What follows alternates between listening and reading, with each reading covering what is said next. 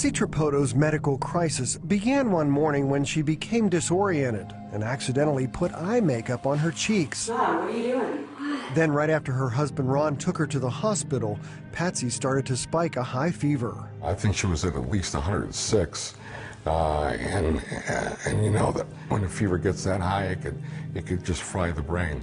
Doctors told the family that Patsy had a 10% chance of surviving the night because of the high fever. So everyone began to pray. Ron believes he heard a still small voice telling him not to be afraid. And it's when the Lord just spoke to me and said, Ron, your wife is going to be healed. And I mean, he said it as clear as a bell. Patsy survived, but within days was slipping into a coma. She'd been placed on a respirator as her brain started to swell. This is Patsy's best friend, Lisa. She wasn't in her right mind. She had a feeding tube. She couldn't care for herself. It was pretty sad to see that, to see my friend so sick. Doctors at Duke Medical Center finally diagnosed Patsy's condition, a rare form of the herpes simplex encephalitis virus, which attacked her brain. Neurologist Daryl Kalin explained. The herpes virus, what we commonly think of as the cold sore virus, can travel into the brain. And when it does, it can create a great deal of inflammation and damage in the brain. I would say that Patsy's case was probably at 8 or 9 on severity of 1 to 10. Obviously 10 meaning you die. By now, growing pressure in her brain caused paralysis on her right side. Doctors were pessimistic that she would ever function normally. We typically know that there's going to be lifelong disability. What we mean by that is that we typically understand that people are going to have problems with their memory, they're going to need to be supervised, and in real severe cases, they often need physical help for dressing, bathing, all the things they need for their daily activities. Meanwhile, as Patsy was fighting for her life in the intensive care unit, Ron got a phone call from a local car salesman asking if he still wanted him to order that new car for his wife. Ron's reply was a pure act of faith. He had no idea what was going on in my life. But I said, you know what, David, order it. She'll be there to pick it up and drive it. Family members at the hospital continued to send out prayer requests by email and phone. Within days, they saw the next encouraging signs. The next miracle for Patsy was that the paralysis was gone. The doctors were astounded. This should not be, this cannot be, but it is. But Patsy still faced her greatest challenge to date. The viral encephalitis had caused massive neurological damage in her brain, and her memory of nearly everything and everyone was gone. Ron moved his wife to Shepherd Center, the largest rehab hospital on the East Coast. But Patsy still was not doing well. Somebody had asked me if I was bringing my mother in. I mean, she looked like she was a 100-year-old woman. She had to be strapped to the wheelchair because she would fall over. She couldn't keep her head up. She was going to have to learn to do everything for herself all over again.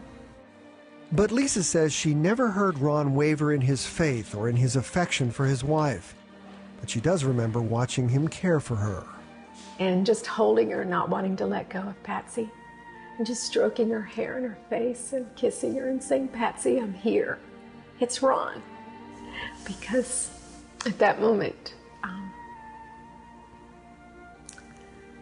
she'd slipped away. You know, in her mind, she didn't recognize anything or anyone.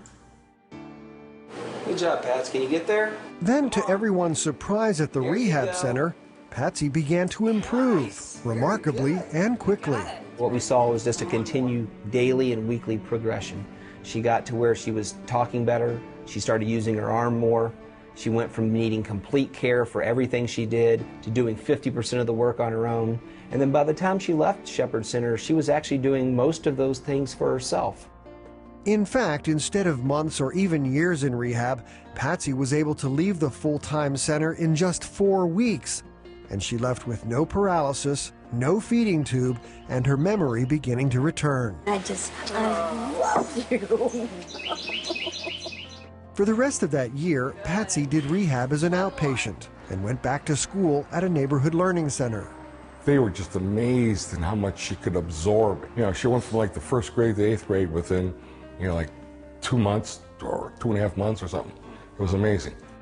By the end of the year, Ron gave Patsy the present that he had been saving for her, a brand new car. Patsy drove it home from the dealership that day. I just loved it. I couldn't believe it. It was beautiful. I was so excited. Ask anyone and they'll tell you Patsy's recovery has been remarkable.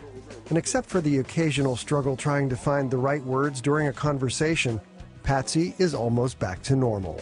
I tell people who are having problems, the best thing you can do is go to God with that and pray, and He'll help you get through that. And as for Patsy and Ron, they can't seem to spend enough time together.